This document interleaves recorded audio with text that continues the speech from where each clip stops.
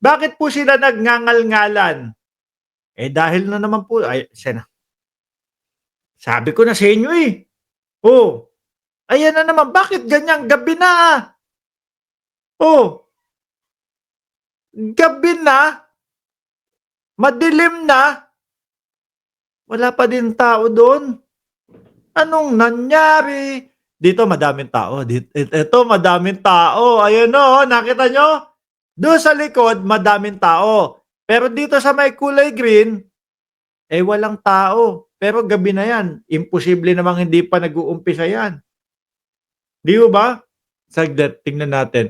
Paliwanagin nga natin 'tong may tao, etong part na 'to na parang ang dami-daming tao, pa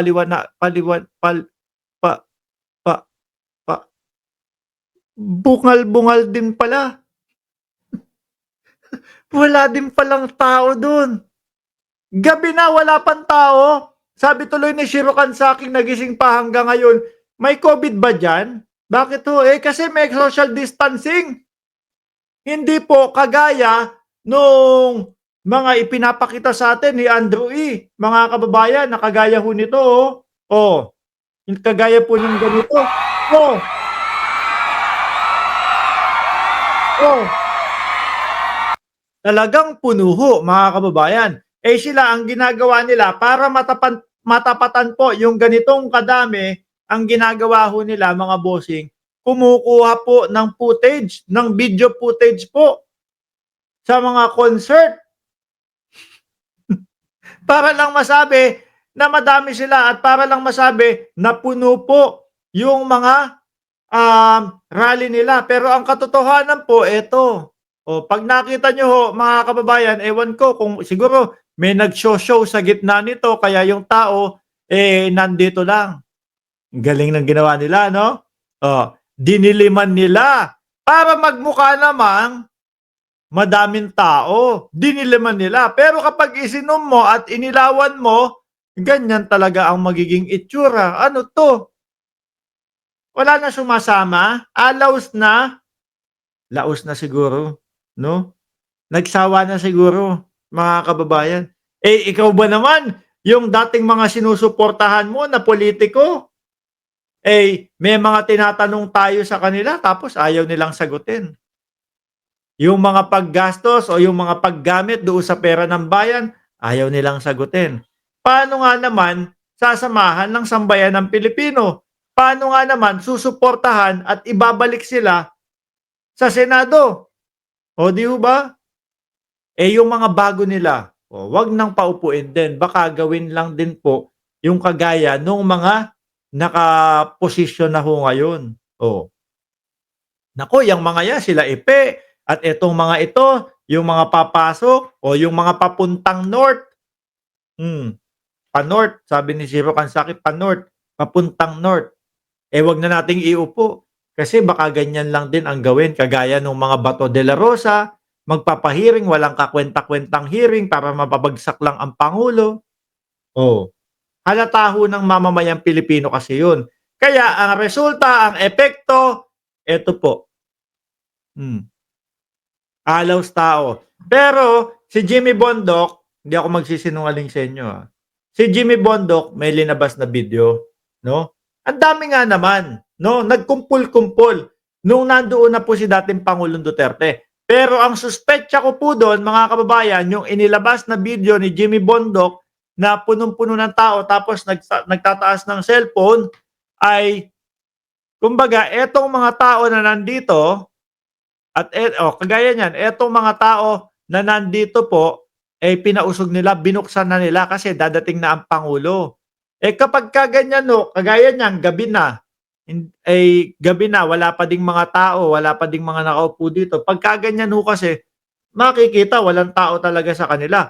So, etong mga nandito sa labas, pinapasok na diyan, "O, pasok na kayo, nandito na ang dating Pangulong Duterte." 'Di ba? Magsasalita na ang dating Pangulong Duterte. Naku, ikumpara mo ho dito mga bossing, walang-wala ho talaga 'no? Oh, Pag sinabi kong Duma, sabihin nyo, Gete! Duma! oh, Duma! Pag sinabi kong alyansa, sabihin nyo kami. Alyansa, Kami. alyansa, alyansa.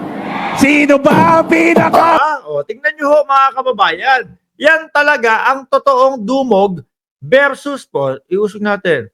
Yan talaga ang totoong dumog kesa doon po sa, asan ba yun? Ito.